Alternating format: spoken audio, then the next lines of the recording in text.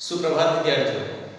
आज हम मधुरम पुस्तक से 10वां पाठ और 11वां पाठ झूमर पढ़ने जा रहे हैं। यह पाठ आधुनिक काल के सुप्रसिद्ध कथाकार भीष्म शाहनी द्वारा रचित है, जिसमें आज़ादी से पूर्व लोगों की मानसिकता, लोगों की सोच, लोगों की गतिविधियां और आज़ादी के पश्चात उनमें क्या क्या बदलाव आए, उनकी सोच में, विचार में, बात करने में, तो ये सारी चीज़ें हम इस पाठ में देखेंगे। इस पाठ के जो लेखक हैं भीष्म शाहनी, इनका जन्म 8 अगस्त 1915 रावलपिंडी पाकिस्तान में हुआ था। उस समय हालांकि आप सब जानते हैं आज़ादी से पूर्व पाकिस्तान भारत का हिस्सा था, तो आज़ादी के बाद ये इनका कर्मभूमि भारत ही रहा और इनकी जो प्रसिद्ध रचनाएं हैं उनमें तमस, जो इनका उपन्यास है, बहुचर्चित है और इस पर इनको साहित्य अकादमी पुरस्कार भी मिला है। तो मुख्य तौर पे ये उपन्यासकार और कहानीकार है। इस पाठ झूमर में हम जो चर्चा करने वाले हैं, कुछ इन बिंदुओं पर चर्चा करने वाले हैं, जिसमें स्वतंत्रता प्राप्ति के लिए जो लोगों में देश प्रेम और त्याग की भावना थी, वो लगभग सभी में थी। कमोबेश सब चाहते थे कि हमारा देश अंग्रेजों के चंगुल से छूट जाए। इसके बाद जब आज़ादी मिल गई तो लोगों में जो देश प्रेम और त्याग की भावना थी, उसकी जगह स्वार्थ भावना हावी होती चली गई और लोग अपने बारे में ज़्यादा सोचने लगे, जबकि आज़ादी से पहले क्या था, लोग देश के बारे में ज़्यादा सोच रहे थे। तीसरी जो बातें हैं इस पाठ की महत्वपूर्ण, और आज की पीढ़ी क्या सोचती है, तो आज की पीढ़ी को अगर हम देखें तो आज की पीढ़ी जो देश के लिए ज़्यादा कुछ करने की कोशिश करते हैं, उनमें से ज़्यादातर लोग उनका मजाक उड़ाते हैं। यहाँ तक कि लोग फौजियों को, स्वतंत्रता सेनानियों तक को नहीं छोड़ते, उन पर भी चुटकुले बनाना शुरू कर देते हैं, उनका मजाक उड़ाना शुरू करते हैं। बल्कि चाहिए क्या था कि उनका हौसला बढ़ाएं, उनको ज़्यादा आदर सम्मान दें, लेकिन ऐसा देखने में कम आते हैं, जबकि नकारात्मक चीज़ें ज़्यादा आती हैं सब। इस कारण से यह पाठ और ज़्यादा महत्वपूर्ण हो जाता है कि आप देश के बारे में सोचने, कुछ करने वाले लोगों को किस रूप में देखते हैं।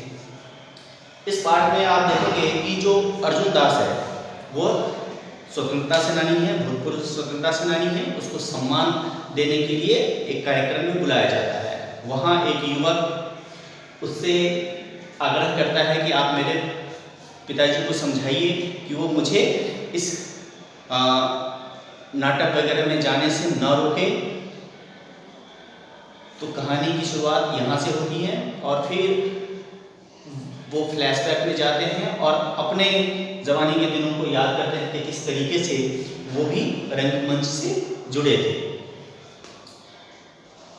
उसी फ्लैशबैक में वो देखते हैं कि किस तरीके से शादी के बाद उनकी पत्नी एक तरह से इनसे असंतुष्ट रहती हैं, क्योंकि ये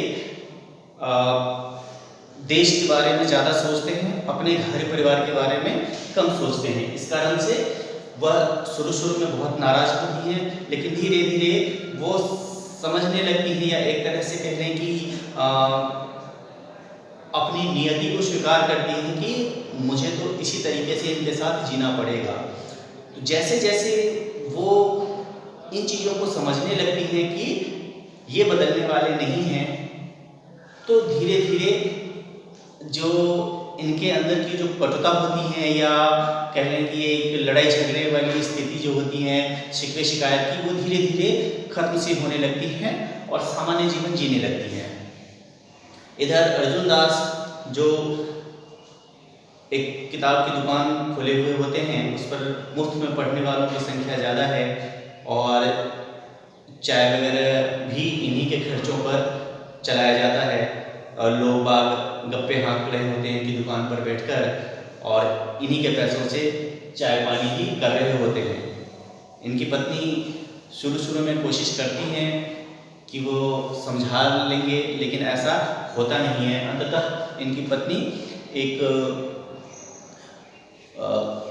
स्कूल में नौकरी ढूंढती हैं और तब इनसे कहती हैं कि आप अपने जीवन को अपने तरीके से ही जिए, मैं अपने परिवार को चलाने के लिए अपना जो है वो व्यवस्था में कर चुकी हूँ। तो इस तरीके से इनका जीवन चलता है।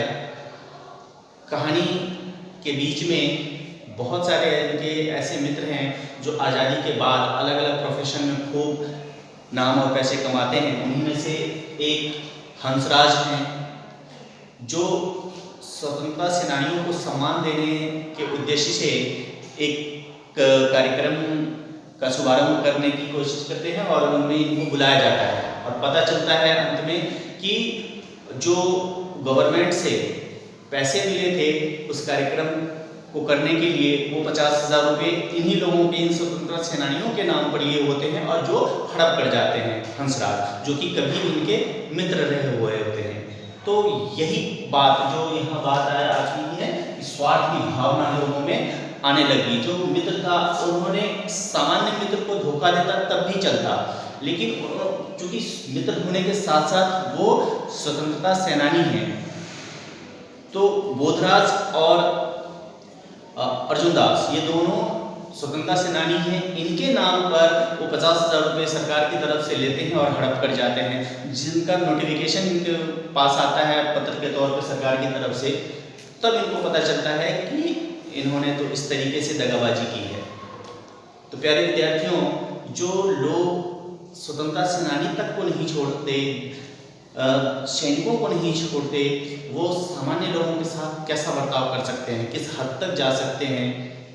तो ये विचारणीय प्रश्न है जो इस कहानी के माध्यम से लेखक हमें बता रहे हैं। इसके अलावा इस कहानी में एक और अंश है जिसमें ट्रेन में बहुत सारे लोग सफ़र कर रहे होते हैं और कुछ जो लोग हैं वो सरफरोशी की तमन्ना अब हमारे दिल में है, देखना है जोड़ कितना बाजुए कातिल में है। तो इस तरह के शेरो शायरी गीत और गा रहे होते हैं। तो कुछ युवा, नई पीढ़ी में कुछ युवा हैं जो उस पर कमेंट करते हैं, उस गाने की नकल करते हैं और इस तरीके से मजाक उड़ाते हैं, जो कि बहुत ही बुरी बात है, लेकिन ऐसा लोग करते हैं। आप में से भी कुछ ऐसा करने की मूर्खतापूर्ण कार्य करें तो उससे पहले अवश्य सोच लें कि इन्हीं के बदौलत हम सुरक्षित हैं। तो उम्मीद करता हूँ कि यह पाठ आप लोगों को समझ में आया होगा। आप इस पाठ को आद्यंत एक बार और पढ़ेंगे तो चीज़ें और ज़्यादा स्पष्ट हो जाएंगी। आप लोगों को कुछ भी पूछना हो तो आप मुझसे पूछ सकते हैं। तब तक के लिए जय हिंद।